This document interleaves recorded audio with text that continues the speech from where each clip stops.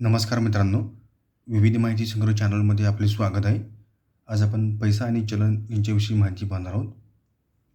पैशाची 4 महत्त्वाची कार्ये असतात. त्यांना सम्स असेही म्हणतात. एस स्टोअर ऑफ व्हॅल्यू म्हणजेच मूल्यसंग्रहण.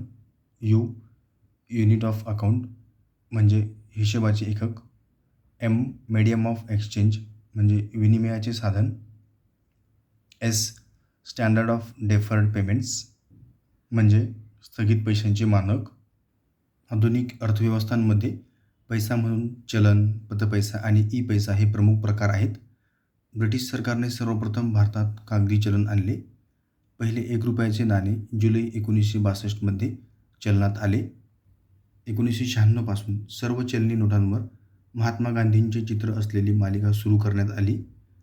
2010 पासून डी उदयकुमार यांनी तयार केलेले रुपयाचे नवे चिन्ह वापरात आले आणि 1957 भारताने अपरिवर्तनीय कागदी चलन स्वीकारले. धन्यवाद मित्रांनो, संपूर्ण व्हिडिओ पाहिला त्याबद्दल. व्हिडिओ आवडला असेल तर लाईक, शेअर आणि सबस्क्राईब करा.